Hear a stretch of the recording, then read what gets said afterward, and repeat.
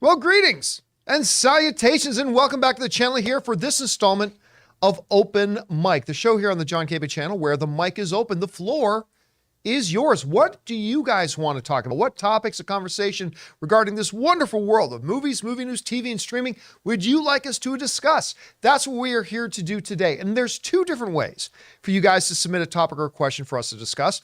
Number one, if you're watching this video any of the 23 hours of the day that we're not streaming it live, you can go to our tip link anytime 24/7 at streamelements.com/JohnCampea/tip.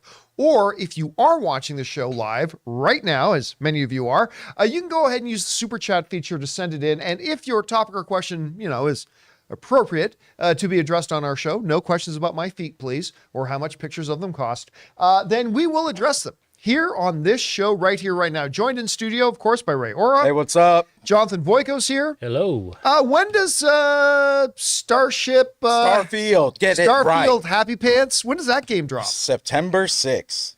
Me and Jonathan were watching videos during our lunch break, and this game looks boring, but at the same time, amazing. Is that the same day that Baldur's Gate 3 drops on PlayStation 5? Yep. That's Same the day? I'm actually bringing my Xbox in, and I'm going to actually put Starfield on there so Jonathan can get a little preview going. I've been playing Baldur's Gate 3. I know you have. I'm having a ball. I'm having a really good time. I need to get past that second part. I'll show you how to do it. Super easy. If I can get know. by I've talked to everybody in there. I'll just show you how to do it. Because if I can get by it, anybody can by it. Because I'm terrible at this stuff. But having a lot of fun. Anyway, guys, we are here to talk about the topics you want to talk about. Now, before we do, though, wanted to cross this bridge here. So, look, no big secret. Marvel, at least for Marvel, and by their standards, they've been struggling lately, Again, I've said this all the time. The first decade plus of the MCU, it was just massive hit after massive hit, fan favorite, critic favorite, box office favorite. Everything was just coming up gold. Kevin Feige would squat down and crap out bars of platinum. Everything was sweet. All wins across the board, baby. Right? I mean, Seems painful. Out of the first 20 some odd films, you had Iron Man 2, you had Thor: The Dark World, but those were the outliers. Those were the really rare oddities. Everything was just smash success after smash success. And quite frankly, in the last couple of years, everything's come right back down to earth. Now, whenever an MCU project comes out, it's hit or miss. Maybe it'll be good. Maybe it won't be good. Like maybe you'll get a Shang-Chi or Guardians of the Galaxy 3. Maybe you'll get a Ant-Man and the Wasp: Quantumania. Maybe you'll get a little Secret Invasion. Not so great. That's the one character that bothers me. Like, I know you love Shang-Chi. I did too. But it was the most... Like, when are we going to see him again? Like, you should have pushed the pedal on that right away. Well, you know what? Simu Liu, good Canadian kid, actor who plays Shang-Chi, he recently teased that, you just might see him a lot sooner than you think. I think he's going to pop up in the Marvels. But then it's just going to be a small thing. I don't know why they didn't capitalize on Shang-Chi, but again, it just goes to the point that Marvel is not used to being hit or miss, and they have been hit or miss lately. And now they've got these two big giant films coming, right? Two Avengers films, Kang Dynasty and Secret Wars, in that order. And there is not the big glassy-eyed look to the stars kind of anticipation amongst the fandom like there was for Infinity War and Endgame.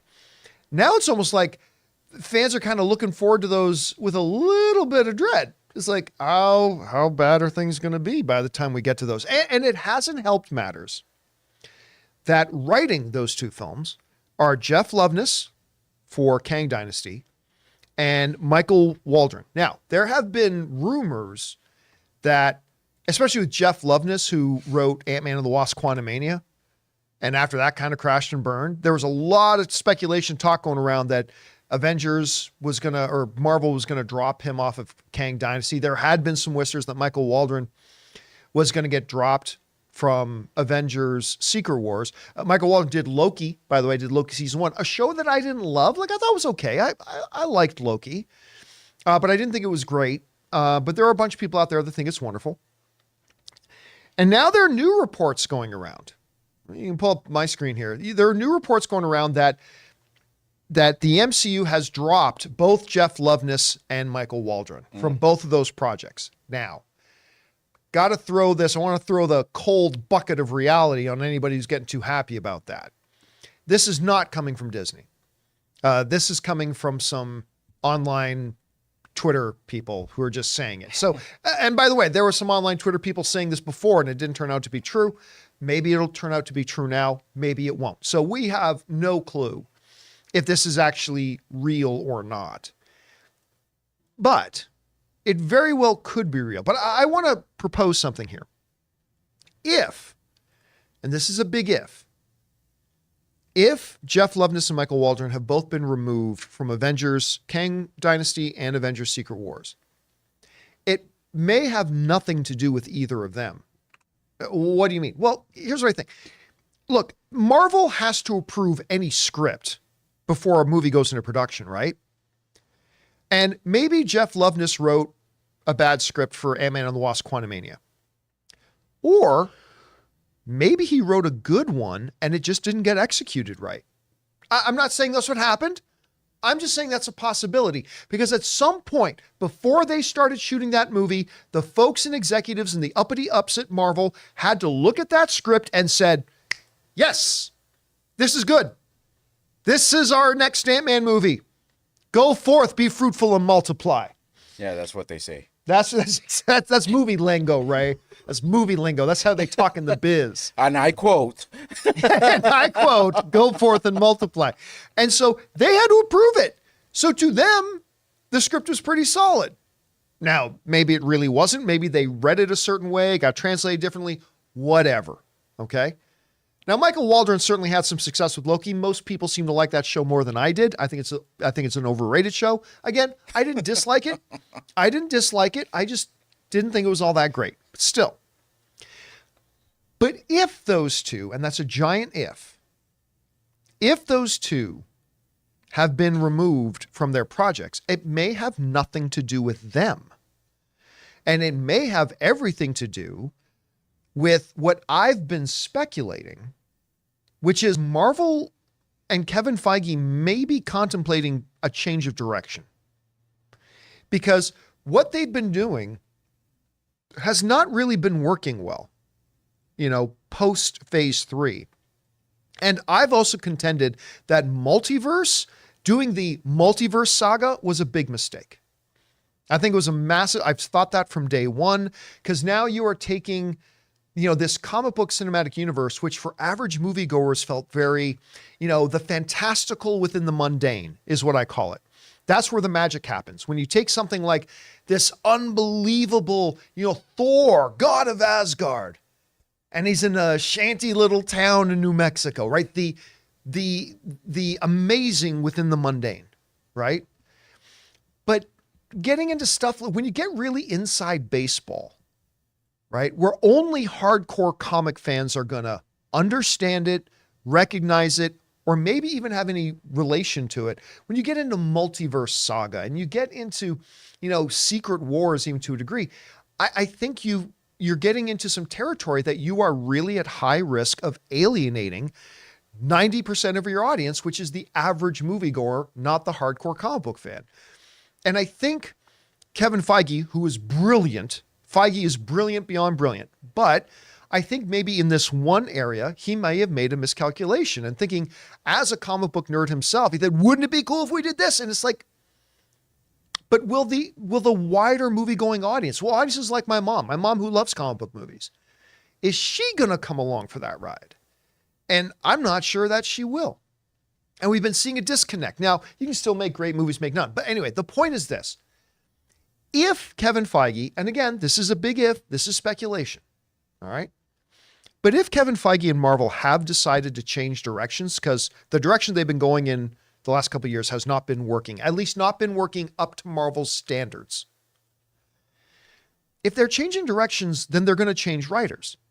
You got to understand, the vast majority of the time, when a studio decides to change directions on a developing project, they just don't go to the original writer and say, hey, can you write a brand new script with this concept, what they'll normally do is then move on to a fresh set of eyes, and they'll get a new writer to come in. That's just kind of, for the most part, the standard procedure of things. Yeah, there are exceptions to that. 100% there are.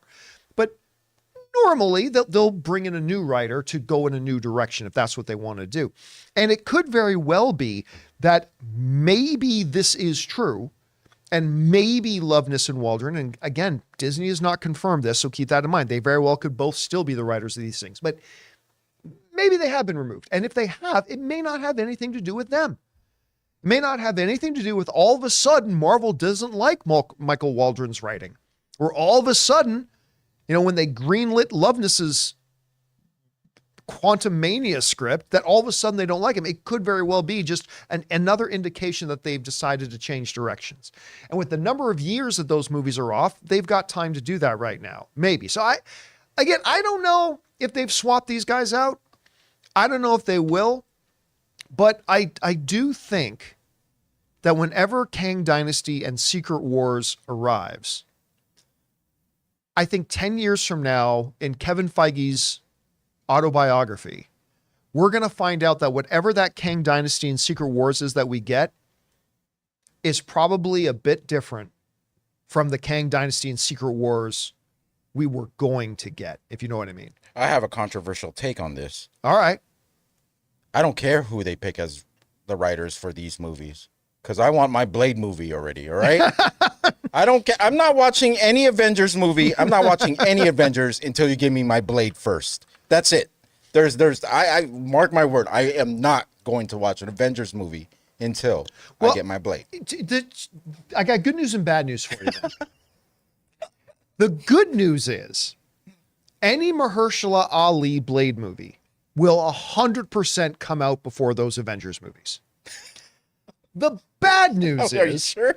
I'm not sure the movie's going to happen at all. If it happens, I feel 100% confident that it will happen before the Avengers movies. I just can't assure you that the movie's going to happen at all at this point, especially as this writer's strike drags on. By the way, saw in the headlines today, a little bit more progress. They're getting there. They're getting there. I think we're close. Like a little bit. Did you see the latest one was like late night? The WGA wanted coverage for late night writers. No, I missed that one. Yeah, and it sounds like the WGA has just said that the AMPTP, the studios, have made a concession on that and said, okay, yep, they'll be covered. So again, Come on, let's go. Little bit by little bit, they seem to be making progress. I'm not hearing a lot of progress with the actors. No, I don't think they're going to make anything until they get this writers down. Yeah, I think we get it in a few weeks. I hope so. Yeah. I mean, someone's got to give. It's unfortunate, but there's going to be a site that's going to have to Well, no, give. here's the thing. Both of them got to give. Yeah, this is only going to work. Like I've said this before, I'll say it again. My real estate agent, I love this quote because everybody says, it's a good deal when everybody's happy. No, that never happens. My real estate agent said, it's a good deal when everyone involved is a little bit unhappy. That's when you've reached a good deal. That's when because everybody's compromised. And I think the WGA is going to have to give up some things that they want. The studios, the AMPTP is going to have to give up on some things they want. And everybody's going to have to be a little unhappy. And then they sign the deal and they move on. And meanwhile, Bob Chapek is on his private island sipping that margarita. Saying it's not my problem anymore. Not my problem. Yeah. I got to see Elton John and got a fat paycheck. Right. That's Elton John live. I don't got to deal with this stuff. And I got the hell out of Dodge. All right, guys, with all that down, let's get on and start taking your topics and questions here, shall we? Jonathan, what do we got up first? Mad Chad writes, John, I'm a huge nerd when it comes to box office numbers and stuff you talk about. Is there a way to find out if a movie was actually profitable or how profitable? Thanks. The only thing you can do is apply a general rule of thumb. I've talked about this before. This was taught to me by the executives at AMC when I used to work at AMC. The general rule of thumb, and it's not going to be exact science because the studios will never give us the exact precise numbers, but you take the production budget, all right? You add on top of that the marketing budget, multiply that by 1.5, and that's the number that a movie needs to make to roughly break even. Here's the curveball. I'm not sure if I've actually asked you because I've been interested in this too. Mutant Mayhem, Right. 140, I guess. $70 million budget, right? Right. You say that's not a good thing, but then you take into account the stories we've been hearing that they made $1 billion in merchandise. This Mutant Mayhem. Let's say it's $1 billion, whatever. It's a huge number. Does that affect that profit at all, or No. is it separate? It's separate, and it's separate departments, and sometimes it's even separate companies. Right. Sometimes it's even separate companies. Could that push for a sequel though? That amount of merchandise that's sold. It depends. I don't know, because I'm not, like, here's the thing. You're going to have to ask the question. And this is where I've been reading some articles that are calling into doubt those numbers, that $1 billion numbers. Right. At $140 million at the box office, like, I'm sorry, that means nobody went to go see it. Yeah, I know. And you're telling me nobody went to go see a movie, but 30 times more people than saw the movie are buying those toys. Well, then you have to ask the question, the toy sales have nothing to do with the movie then. When 30 times more people bought the toys than actually saw the movie, either they're lying about their toy sales, or, which is possible, Yeah, it could be. or number two, it means the toy sales had absolutely nothing to do with the movie. Or somebody's got a hell of a Teenage Mutant Ninja Turtles toy collection at Yeah, home. but again, to get back to the main question, Right. find out the production budget. You can look that up online. See if you can find the marketing budget. You get that total and you multiply it by 1.5. Why do you multiply it by 1.5? Because the box office total, you then take away about 1/3 for what the movie theaters keep. So that gives you a general rule of thumb. It won't give you an exact precise number, but it'll get, so like if a movie spent $200 to get made, right? And $100 million on marketing, that's $300 million. That means roughly, times up by 1.5, a movie's going to have to make $450 million to break even, because they're going to have to, 1/3 of that $450 million will have to go stay with the movie theaters. Rest comes in here. But again, that just gives you a general sense. Whether that movie still actually lost $8 million or actually made $12 million, it'll give and take a little bit, but at least give you a little bit of a rough idea around where a movie needs to come in at the box office. So anyway, there's that. All right, what's next? All right. Audie Hash It Out writes, Yo, crew, you discussed the box office number that Teenage Mutant Ninja Turtles will need to pass to earn a sequel. I want to point out that this year alone, TMNT sales has crossed $1 billion. There must be an echo in here. $1 billion plus. Paramount gets a portion of this. Could this profit also be motivation for a sequel? Yeah, just to reiterate once again. Yeah, I didn't know that was coming up. Sorry, I stole that. Oh, no thunder. problem. But just to reiterate again, I've been reading some articles that are casting some doubt on that $1 billion toy sales. But again, at $140 million at the box office, that essentially means basically nobody went to go see the movie. And so if it did make $1 billion in toy sales, it had nothing to do with the movie. Billion-dollar Beetle. If it was really that popular, more people would have seen the movie. So there's a little bit of a disconnect there. All right, what's next? Luke1234 says, because the DCEU has lost money over and over again and the MCU has gone soft with box office returns, could the studios use this against the writers? Why should we pay you more money when what you're giving us is losing us money? I also want to point out, Barbie, #1 box office film of the year, written by WGA writers. Oppenheimer, #2 all-time box office R-rated film, written by a WGA writer. Mario Brothers, the #2 biggest box office film of the year, written by WGA writers. Best Things on TV, Last of Us, written by WGA writers. Game of Thrones, House of the Dragon, written by WGA writers.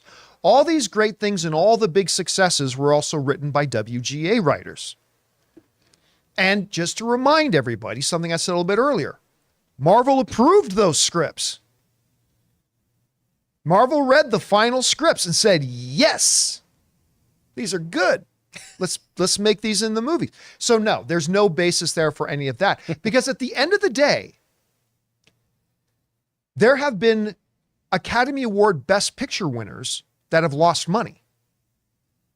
Right? At the end of the day, too, all a writer can do, a writer does not get people out to the box office.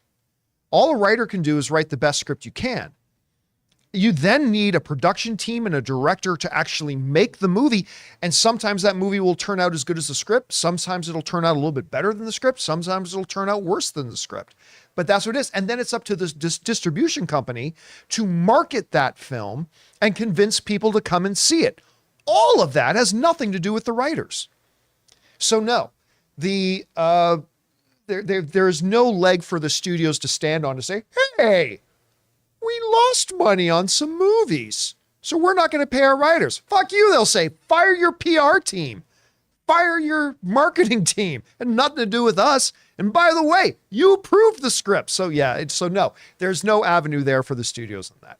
All right, what's next? James writes, I think Ahsoka is acting the way she is because she feels that if she did not leave the Jedi, she could have prevented Anakin from falling.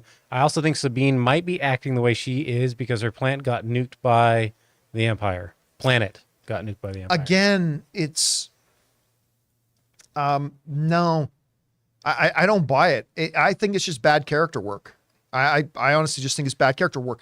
Or what I suggested before, and the way both Sabine and Ahsoka to me acted way out of character in the first 2 episodes, it could be, and this is just me being optimistic, but still, it could be that they just decided to start the show with them acting that weird just to show them having character development and getting back to what we kind of recognize their characters being. And that very well could be the plan.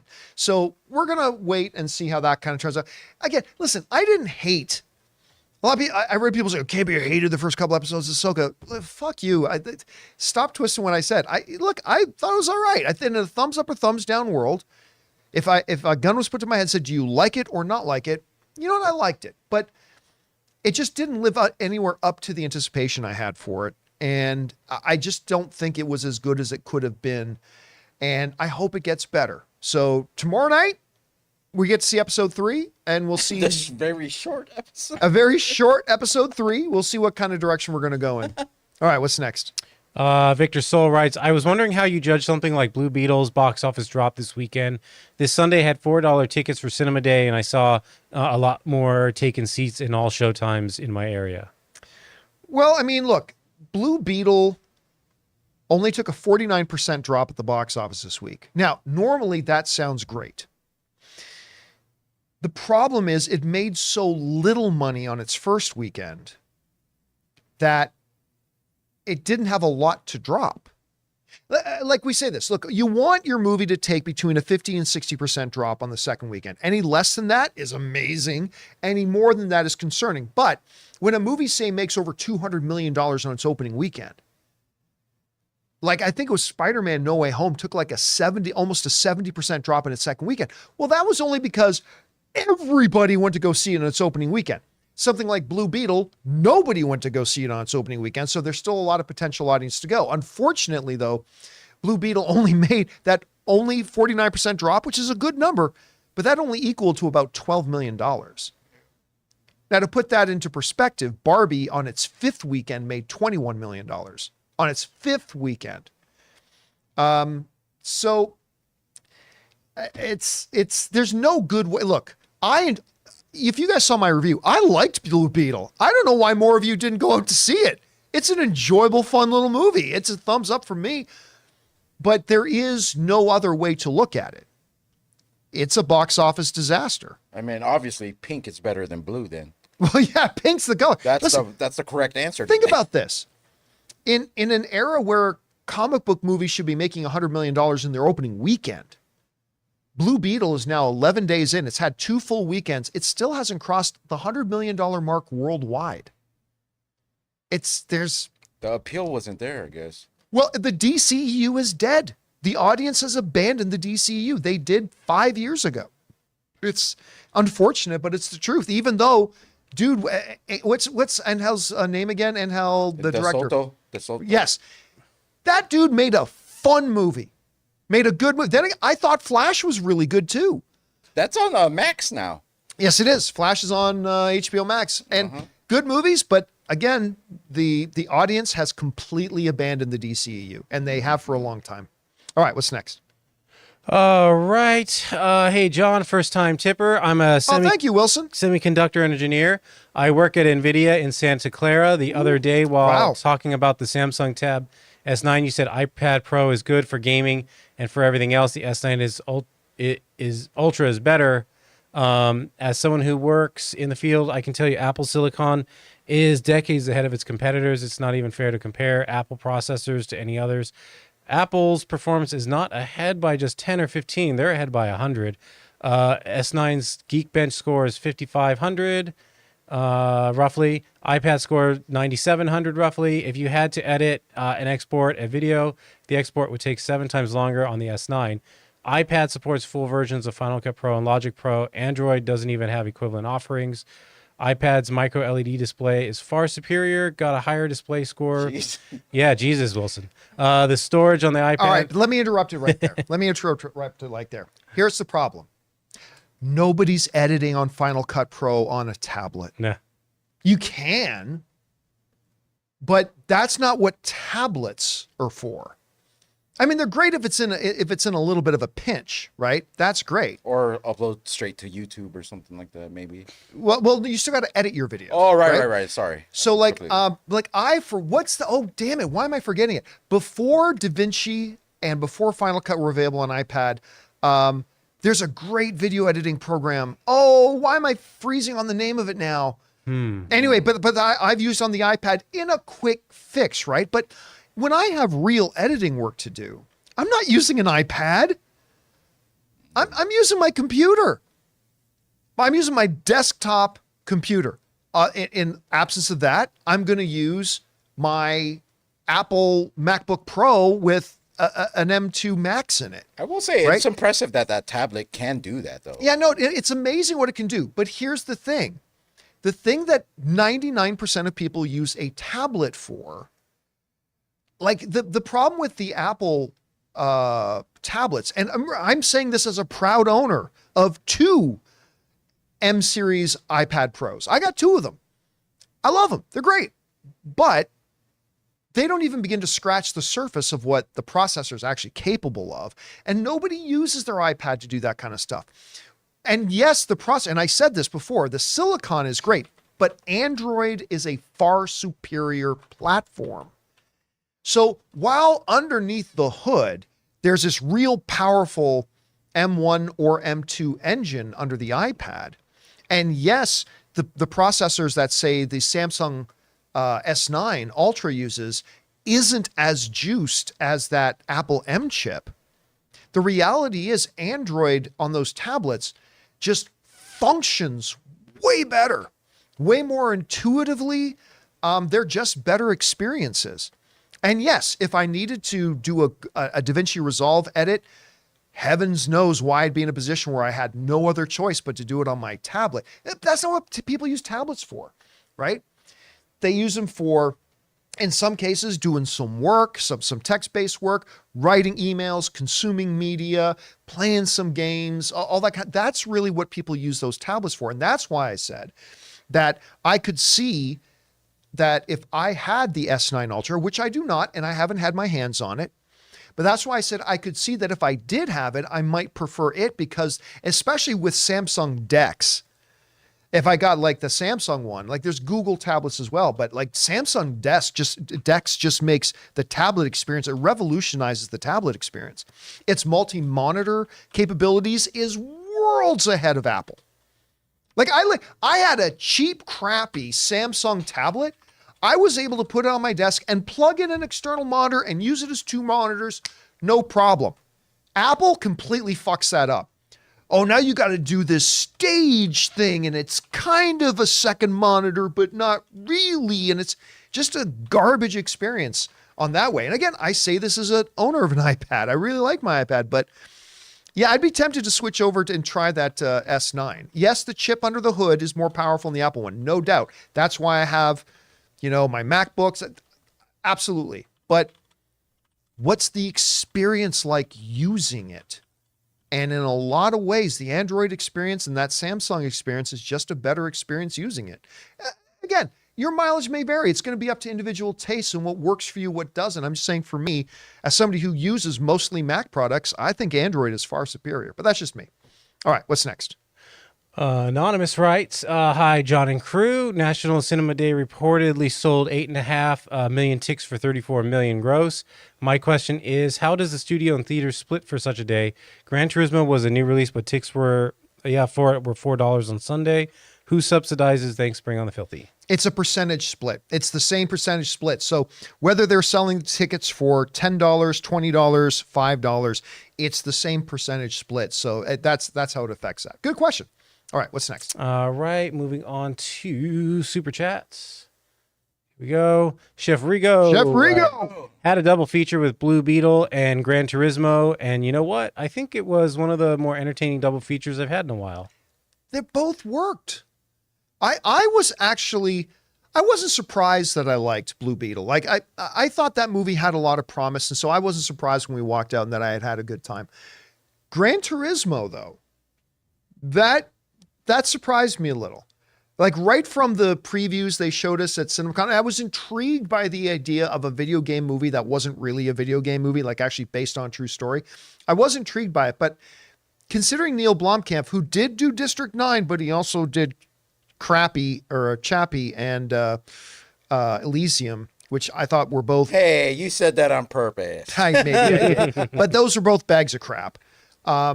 I didn't know whether I had a lot of faith in that movie. It kind of looked like a throwaway movie to me, but I was really pleasantly surprised by Gran Turismo. It's not perfect. I had some problems with it, but overall a really enjoyable film. And yeah, I got to agree with you, man. That a Blue Beetle Gran Turismo double feature, that's a good day out. That's a good day at the theaters. All right, guys, listen, before we continue on with our questions, we're going to take a moment here and thank the sponsors of today's episode, our friends at Marine Lair and DraftKings.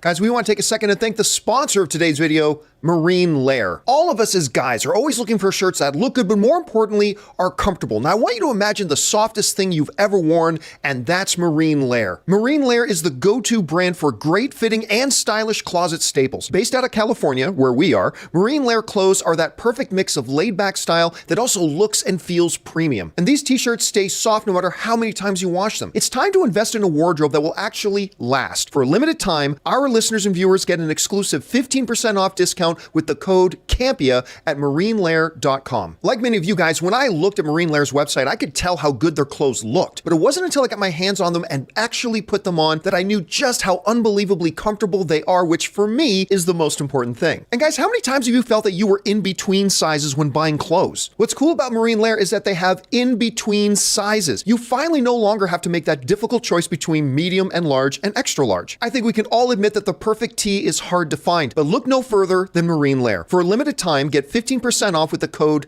Campea at marinelair.com. That's Campea for 15% off your entire order at marinelair.com. Saving your closet one shirt at a time. We want to thank a sponsor of this video, DraftKings. College football fans, are you ready for week one? DraftKings Sportsbook is hooking you up with a can't-miss offer to start the season strong. This week, new customers can bet just $5 on college football and score $200 in bonus bets instantly. Anything can happen in college football. Your team could go from unranked to dynasty mode in just a couple of years because change comes fast. The only thing that's a lock is the great offers from DraftKings Sportsbook. Life's more fun when you're in on the action. Download the DraftKings Sportsbook app now and use the code Campea. New customers can score $200 in bonus bets instantly when they bet just $5 on college football. Only on DraftKings Sportsbook with code Campea. The crown is yours. Gambling problem? Call 1-800-GAMBLER or visit www.1800gambler.net. In New York, call 877-8-HOPENY or text HOPENY 467-369. In Connecticut, help is available for problem gambling. Call 888-789-7777 or visit ccpg.org. Please play responsibly. On behalf of Boot Hill Casino and Resort, Kansas, 21 plus age varies by jurisdiction. Void in Ontario. See dkng.co/football for eligibility, terms, and responsible gaming resources. Bonus bets expire 7 days after issuance. Eligibility and deposit restrictions apply. And thank you to our friends at Marine Lair and DraftKings for sponsoring this episode. All right, with that down, guys, let's keep things going. What's up next? Aiden Foley writes, hey all, I'm now pursuing film studies at my university. Nice. Very excited to put it to use outside the industry for a more stable career. Thanks, guys. One of the great things about education is that a lot of times in most stuff that you can study, not all, but in most stuff you can study, you will find practical application for the stuff you learned in a lot of areas of life.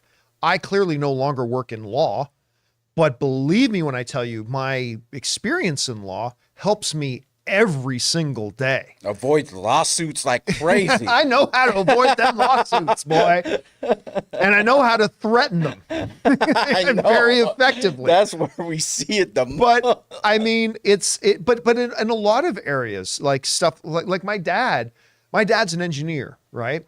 And he's a damn good one. But like, I just see like, even just around the ranch, he puts his engineering knowledge like to work all the time. Like, that's the great thing about good education. Like, even if you don't end up working in that field, you're going to learn principles and stuff like that, that if you learn right, if you have a certain philosophy as a student, will become applicable and help you in a lot of different areas of life. I am always pro education. I know it's become kind of the cool thing to go, nah, you don't need school. And I'm not saying that you can't enjoy or achieve some degree of success in life without it. I'm not saying that at all. But, you know, all the things being equal, I think having education that's available to you is always a good thing. I don't really see many downsides. As long as you don't completely bury yourself in debt to get it. Yeah, I think there's a lot of upside to that.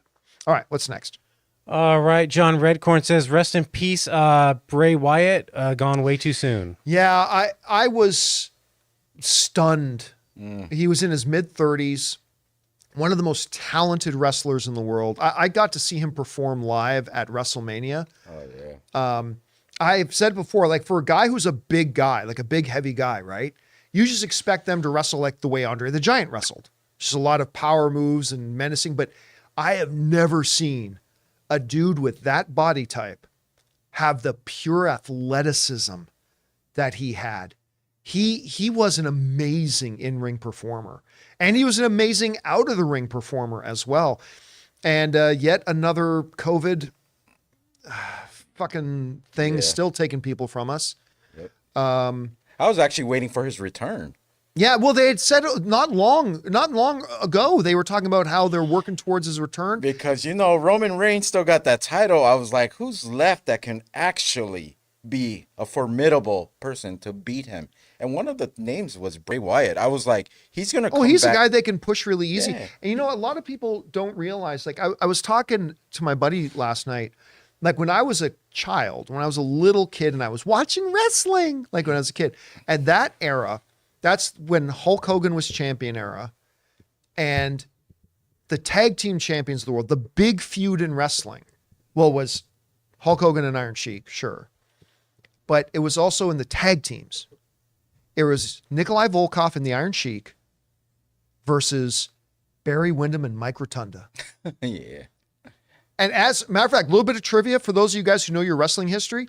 You know, for the longest time, Hulk Hogan's entry song, I am a real American. You remember that? He stole that song from Barry Windham and Mike Rotunda. That was their theme song first. Oh, wow. It was actually on the WWF theme song album as Barry Windham and Mike Rotunda sang. Anyway, so Mike Rotunda went on to become, he changed his persona, he became a wrestler known as IRS. But Bray Wyatt was Mike Rotunda's son. And you know what his first name was? Wyndham. Yeah, Wyndham. Actually named after Mike's old tag team partner. Rotunda. And I think they might be related somehow too.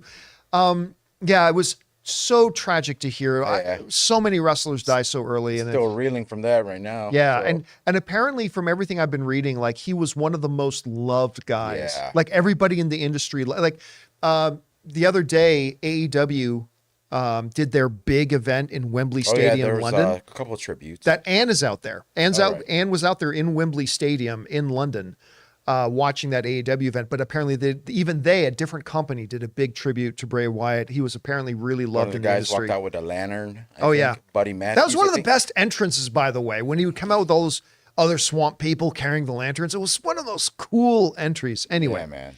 All right, what's next? Chloe says, movies in pre-development, how long before filming? That just depends. It all depends. Like literally a movie can go from development to filming in 2 months. It can go from developing to shooting in 20 years. Because then you have to schedule the actors too to be available at the time of so but it too. Depends. Which actors are you getting? Yeah. Are you getting some who are really busy or not? So literally it can be in no time at all. Sometimes it's decades. So it really depends. All right, what's next? Andy writes, realized I started college 10 years ago, which means I've been watching you for a little over a decade now. Wow. TYSM thank you so much for inspiring my love of film. Hey, thanks for coming along with the ride. You know, the main reason, going back to the movie blog, for your consideration, AMC Movie Talk, Collider Movie Talk, the John Campea Show, is we want to get people more excited about being film fans and being fans of the art and sharing together, all of us together, our appreciation and our love for it, which makes it being even more enjoyable. And so thank you for coming along on the journey with us, man. I really appreciate it. It's good to have you here. Was that Riverdale Andy? Yeah, it was. I'm pretty sure. Okay. Oh, so no more Riverdale. The Andy. All right, what's next? Vixter 5001. Let me scroll this. UK public holiday spent listening to the listener voted 100 movie scores list on classic FM radio. 10 hours. Lord of the Rings at number 1. Do you have a favorite film score? Empire Strikes Back. It's my favorite film score, but Lord of the Rings would be right up there. Mm-hmm. I'm not kidding you. Sometimes if I'm working at the house, like I'm just sitting in the living room with my either laptop or my tablet or whatever, just doing some work, I will literally throw on YouTube and find one of those 10-hour long YouTube videos that is just like Shire music from Lord of the Rings or something like that. Like I could listen to da da da da da da da da da da. I could listen to that all day. I mean, I love the music in Lord of the Rings, but Empire is my all-time favorite. I go to a different website. Way different. I don't even want to know. What? I go to a totally different Can't go to website. IGN.com? Come on. All right, what's next? Big Cookie writes, John, I hate to burst your sports bubble, but the Lions are the betting favorites to win the NFC North. Really? The list and listed at negative 175 to make the playoffs. Not exactly a dark horse, but I agree with your take. Listen, I remember I took a whole bunch of shit last year because a month before the end of the season, a month before the end of last season, I said, this Detroit Lions team has turned the corner and they are going to be formidable next year. Not winning the Super Bowl, but they're going to be formidable next year and they're going to win, or they're going to get into the playoffs. And I got so much shit from people for saying that. Tons of it. I didn't realize in the offseason so many people had come around and realized that this team has actually gotten really good. And guess what? Matt Stafford may be the better quarterback. He may be the better quarterback. But Jeff Goff works in that system better. Like it's one of those situations where sometimes it's like in movies too. Like sometimes you can have one director who's a better director overall, but this director, even though he's not quite as good, is just a better fit for a project like this. You know what I mean? Mm-hmm. And like for whatever reason, Jeff Goff getting over there, and once they got time to really get him worked into the system and develop and gel, that team turned a corner, and they're going to be not just pretty good. They're going to be a lot of fun to watch. They're going to be a lot of fun to watch this year. So I'm looking forward to watching them. All right, what's next? Brandon writes, 3 years ago today, we lost Chadwick Boseman. Oh, yeah. Yeah, is it today the 3-year anniversary? Mm-hmm. Oh, I still remember. We were watching. A bunch of us were in my living room watching Bill and Ted, the new Bill and Ted movie, and then looked down at my phone and saw the news that Chadwick had died. I can't believe it's been 3 years. All right, what's next? Harvest K writes, happy Monday, gang. In addition to increasing Oppenheimer's Oscar chances, Dune 2's exit may mean a greater chance of a Best Pick nom for Barbie also. I have a feeling Barbie was going to get a Best Picture nomination anyway. Like, it wouldn't for me. Well, you know, considering there's 10 nominations. Oh, definitely the Barbie. Maybe. Yeah, maybe. But yeah, taking Dune out of that running now, that frees up another spot on there. But yeah, I have a pretty strong feeling that Barbie was probably going to get a Best Picture nomination anyway. But yes, I think with this movie, with Dune being out of the year now and being pushed to 2024, I think it'd be foolish to bet against Barbie getting a Best Picture nom. It ain't going to win. Or it's not even going to be one of the front runners, but I think it'd be foolish to bet against it getting a nomination. All right, what's next? Okay, John Redcorn writes, there's a Jonathan Majors film magazine, Dreams, coming out at the end of the year from Fox. If you're Disney, what do you do with this film? Just put it out? Disney just recently republished their release calendar. That showed a few things moving, but one of the things that they kept on there is the Jonathan Majors movie. For the most part, Disney has taken a hurry up and wait attitude with the Jonathan Major situation. I mean, they made some changes to the Ant-Man and the Wasp Quantumania documentary that they put up on Disney Plus. They took a bunch of Jonathan Majors out of that. They took some things out, but they still left him in it. Even though they took some of him out, they left some of him in.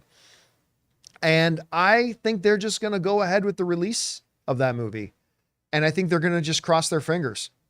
Now, with Avengers and with the MCU, the stakes are a lot higher. Like this movie, Magazine Dreams, it's only going to make so much money. Like this isn't going to be a big blockbuster, right? So there's not as much on the line. There's not as much at stake. So with that movie, they can afford to kind of keep moving forward, roll the dice, keep their fingers crossed that things go well in the trial. But with the MCU it would be different, but they've got a lot more time with the MCU to make any sort of decision. So we'll see how that goes. All right, what's next? Christopher Brickner writes, fun fact, Elemental made more money at the international box office than Across the Spider-Verse did at $316.8 million to Spider-Verse's $305.6 million. Yeah, not terribly surprised. Pixar has a very solid international recognition of how good their movies can be. So I'm not completely surprised to hear that. It's an interesting factoid, especially considering that Spider-Man Across the Spider-Verse ended up making well over $200 million more than Elemental did, almost double what its original film made. But that has a lot to do with the domestic box office of it. And Pixar is still a force worldwide. All right, what's next? Right, we got King Daddy Goat who writes, maybe the Multiversal Saga can be saved after all. I don't know what that's in reference to. Oh, because of the writers. If the writers' story is true, right? But here's the problem. If you think the problems are the writers, I'm sorry, it's time to pull your head out of the sand. Everybody keeps forgetting. The writers are told what stories to do, and then they write them. And then the studio approves them. See, everybody kind of acts as if the writers just write the scripts and the executives sitting at home going, wow, I hope they wrote a good script. I guess I'll find out when I see the movie. The executives all get to see the script. And particularly Kevin Feige. And Feige can axe the script. He can completely axe it. They only move forward with it. And again, sometimes you have a great script and it gets turned into a bad movie. That happens, guys. It happens more times than you think. And sometimes an okay script gets turned into a great movie by a really skilled set of filmmakers who are able to take a script and elevate it beyond its stuff. But, listen, if you think that removing the writer of Loki from Secret Wars is somehow going to save the MCU, I got news for you guys. That ain't it. It's a more systemic problem that they got to fix over there.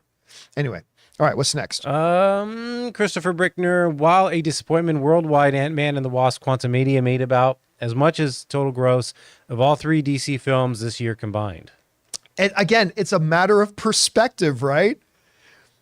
It's a matter of perspective. Like we talked the other day about Eternals. Everybody wants to jump on and call Eternals such a massive flop. Eternals made $450 million, which is more than any of the 7 DC films that have come out in the last 5 years.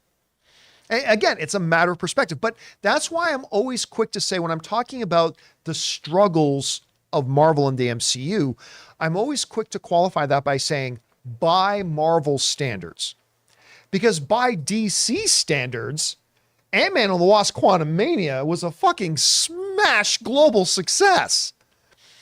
But we're not comparing it to DC standards. We're comparing it to Marvel. Marvel's is accustomed to much higher heights of success, much better reactions, much better reception than what they've been having. And sure, if Ant-Man and the Wasp Quantumania was in the DCU, it'd be considered their big hit of the last 5 years, but not in the MCU.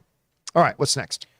Fangblaze71 writes, maybe a hot take, but I prefer the soundtrack and score to Spider-Verse 2 over 1, especially the score during the train fight. I'll tell you what, the score is great. I think the score of both the films, Into the Spider-Verse and Across the Spider-Verse, are fantastic. I kind of prefer the soundtrack of the first film. over the second film. But both of them have a great soundtrack, but the scores in both of them are phenomenal. I could totally see why you'd appreciate the score. But again, remember, score and soundtrack are two different things. And so I'm not saying I have a preference between the two films when it comes to their score, but soundtrack, I kind of prefer the first one, even though I really, really like the one in the second one too. All right, what's next?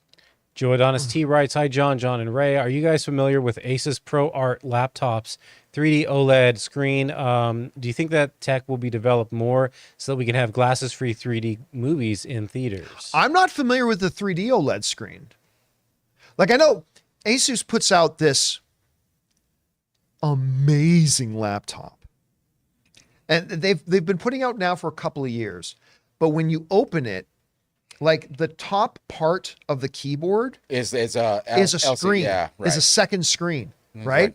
And so the laptop in and of itself is a multi-screen monitor that you can use, and it's a touch screen as well. Right. So That's you can use overkill. it as a second monitor. Right. You can use it as touch controls where you set up. It's amazing. You can use it as the place where you would have put your $4,000. You can. Yep. It's not a cheap, not enough. You got it specced out. I was It's not actually cheap. looking at them too. By the way, I saw this great video yesterday on how to use that iPads can now be used if you carry around a PlayStation or an Xbox. iPad will now be your monitor. Oh, for it. right. Oh, it's actually pretty cool. Anyway, all right, what's next? We got Ryan Trabuco who says, "Hi, John. With Dune being pushed to 2024, do you think that also increases chances for Across the Spider-Verse to getting one of the 10 nominee slots for Best Picture?" I do. Look, for me, all due respect to Oppenheimer, which is my second favorite movie of the year so far, I still think Across the Spider-Verse is the best movie of the year. It got Spider-Man Into the Spider-Verse got robbed of a Best Picture nomination that year. All due respect to Infinity War and Black Panther, but Spider-Man Into the Spider-Verse was the best comic book movie of 2018. Sorry, not sorry. But that, in my opinion, it was the best comic book movie. It should have been nominated for Best Picture. I think it was the third best movie of the year that year in 2018. I certainly hope that this year they will do it, because I believe we're still just sitting on 3, right? Only 3 animated films, despite the fact that there are probably about a dozen or more animated films that have deserved Best Picture nominations. Only 3 times, I believe it's 3. Yep. Only 3 times in cinematic history has an animated film been nominated for Best Picture. That's it. 3.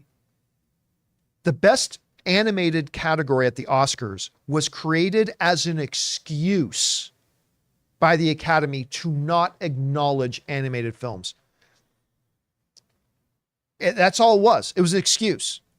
It was a way to disrespect animation by pretending like you're showing it respect. Mm-hmm. And I really do think it should get it. I mean, yes, without Dune being there to take up one of the 10 slots, it will free one up. Hopefully Across the Spider-Verse will get the recognition it deserves and become the 4th animated film to be nominated for Best Picture. With Oscars. Mutant Mayhem.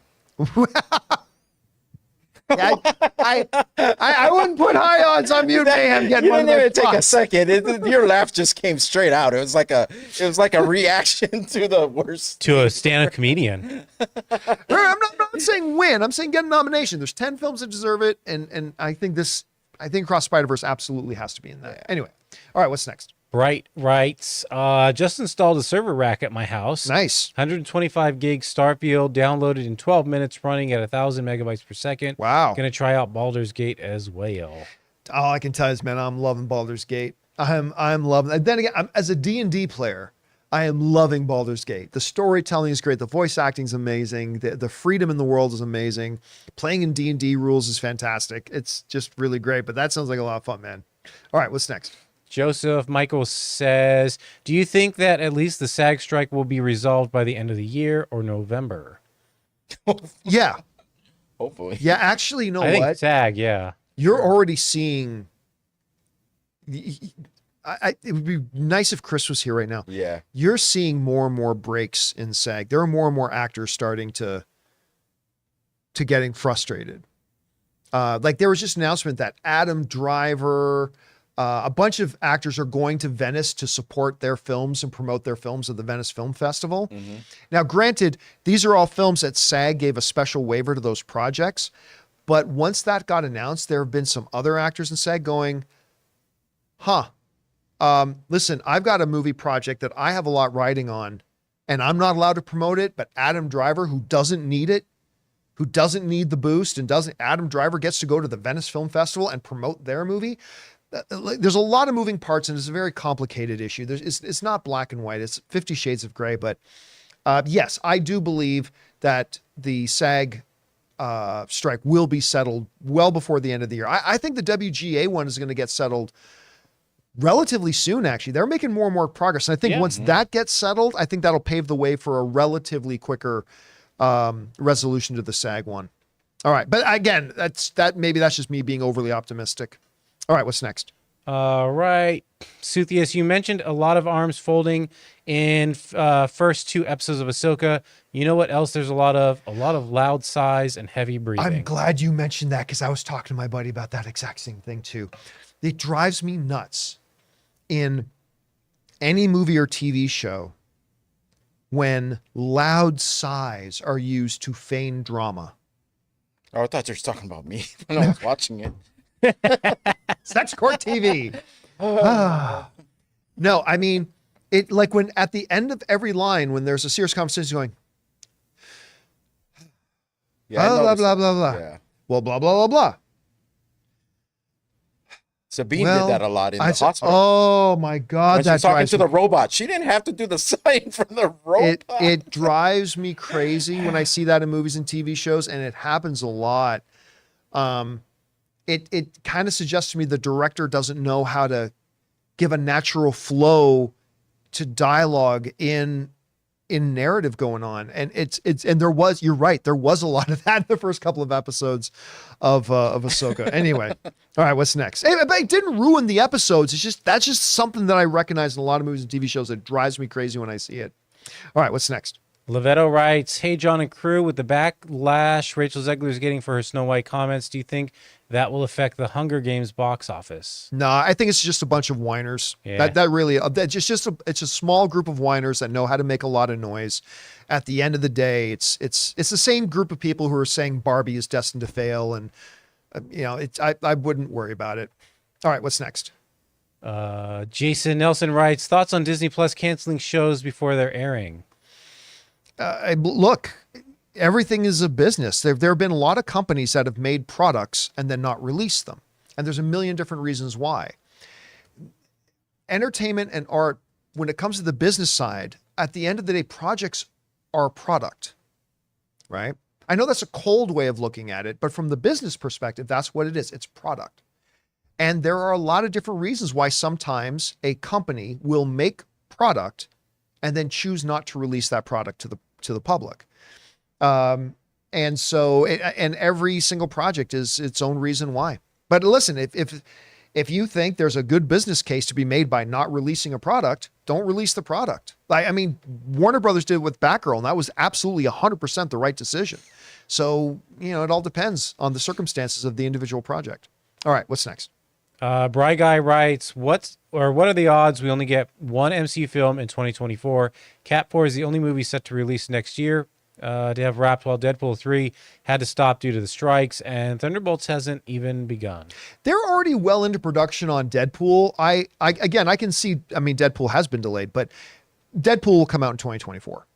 That I have very, very, very little doubt about. They will have Deadpool in 2024.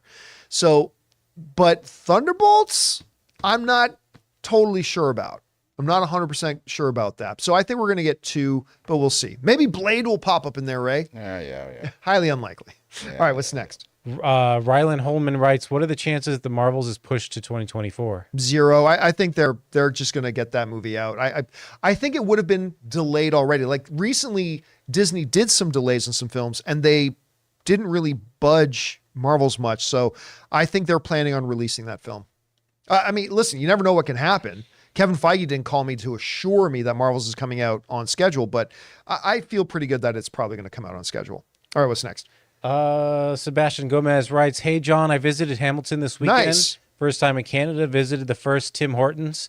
Loved my stay, but Tim Hortons was disappointing. Maybe it was Oh. just the location. It really depends on what, like, there's about 700 Tim Horton locations in Hamilton. It really all depends what you had. Like I don't know what to say, but Tim Hortons, they make the best donut in the world. The Tim Hortons Boston cream donut is the single best donut in the world. That's like, I'm not a coffee drinker. Everybody who tries Tim Hortons coffee tells me it's the best coffee you can get. I don't drink coffee, so I wouldn't know, but there's that. All right, what's next? Haas TV rights. Did you ever play the Batman Arkham video games? I did. all of them. Not much though. Honestly, I played it a little bit, and it just wasn't really my style of game. That's all. I mean, the story in it. I've watched the story videos of it, and the story's great, but I just didn't really hang in there with the games. All right, what's next? Godwin Aldrich Enriquez says, Mabuhay, John and crew. Have a good day. Love y'all. Oh, Salamat. Appreciate that, man. Thank you very much. And guys, that'll do it for today's installment of Open Mic. Thank you so much for being here and making this show part of your day. Big special thank you to all you guys who sent in those questions. Number one, because you gave us great fun things to talk about. But number two, you supported our channel as you did it, and all of us involved with the show. Thank you guys so very much for your support. Don't forget, guys, like and subscribe. Make sure you come on back and join us again tomorrow. And until then, for Ray Ora, Hey. Jonathan Voico, See ya. my name's John Campea, and until next time, my friends, bye-bye.